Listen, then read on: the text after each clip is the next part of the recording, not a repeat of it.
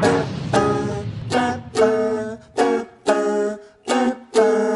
1 minute to talk about Doctor Who. Just 1 minute, or maybe two. Welcome to YouTube, we're talking Doctor Who. For you.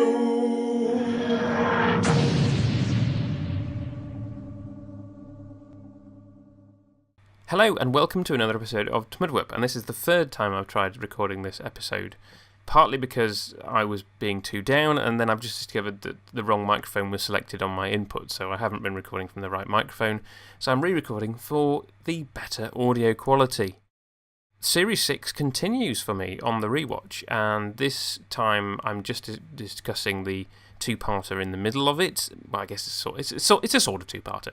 Good Man Goes to War and Let's Kill Hitler, at the time divided by a broadcast gap, but they do definitely tell a story that joins up, and it's obviously part of that ongoing story of the season. And I want to try and be as positive as possible about this, so I want to focus on the good things about these stories. But I do just want to kind of talk a little bit about why I think I didn't really enjoy it so much, and that is these two broad conceptions of Doctor Who. And the first is what much of the classic series was, a series of adventures that the Doctor had. And yes, we learnt stuff about him and there was ongoing additions to the mythology, but largely it was a show about adventures that the Doctor has.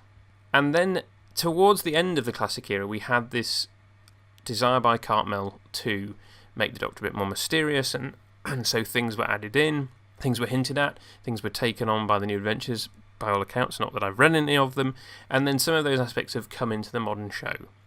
And this being the idea that Doctor Who is about the Doctor. I much prefer Doctor Who being about the adventures that the Doctor has than being about the character. And we've seen many more stories than previous eras had with the Doctor in the title. Obviously these two don't, but A Good Man Goes to War references the Doctor in its title.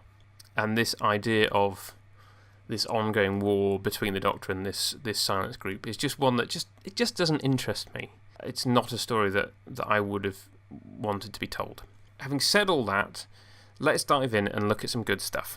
And I think the first thing I want to talk about is that title, A Good Man Goes to War. And there's that really telling moment where the Doctor essentially says that he's not, that good men don't need rules, but he has so many, which is actually a really interesting philosophical, theological concept, which actually is a rather Christian one. This idea that the law was given to help us who are not good to be good, but that in having it also made many suggestions to us.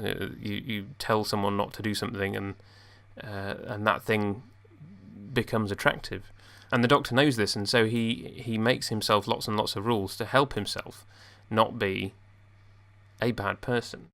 I mean, the Christian solution is that we come to Christ and we become more like him, such that the rules are written on our hearts and we don't need the rule book anymore, and become good like he is. So that's definitely an interesting aspect of the story, and one that perhaps could have done with a bit more exploration, but I like the fact that it was acknowledged. And Let's Kill Hitler, what I really enjoyed about that was the test lector. Just a great little science fiction concept. Perfect Doctor Who idea. The Doctor Who does the numbskulls, who are travelling through time and space, finding people and judging them for their crimes. Not unlike the Inquisitor episode of Red Dwarf, actually. If you haven't seen that, I can very much recommend it. It's in Series 5. Questions of who deserves to be judged, what do they deserve to be judged for, what punishments are proportionate, and the Doctor clearly disagrees with the crew of the Test Lector and their approach to that question in regards to retribution for his death. And that's really about it. Oh, the Paternoster Gang. I should have said something about the Paternoster Gang. They are an enjoyable presence in The Good Man Goes to War. I'd forgotten how little a part they actually play, because there's so much else going on in that episode. You assume that they'll be a bigger part, given the bigger part they got to play in the series as it went on. But they're enjoyable in this. Yeah, I would like to say more positive stuff about these episodes, but I struggle. In the first two takes of this episode, I went on for a lot longer about the bad stuff that I didn't like, but I think I will leave it there. I'm still looking forward to the rest of the series, partly because we're past the mid-season arc-heavy bit, and we're, as far as I recall, into some episodes which don't really play into that at all, and I'm looking forward to revisiting them. As I said before, the Night Terrors largely didn't make much of an impact. I vaguely remember what happens in it, and it's only really the God complex of the rest that I'm that familiar with. So we'll see if I have some more positive things to say next time. Anyway, it's great to be back on some kind of a regular schedule. Looking forward to producing a number of the episodes. There's a few already in the can, so we're looking for a good schedule as the weeks go by, and there's more being produced as I go. Any feedback welcome, min_dw@yahoo.co.uk. Feel free to leave a comment on tmudwhip.co.uk or a review on iTunes. I'll see you next time.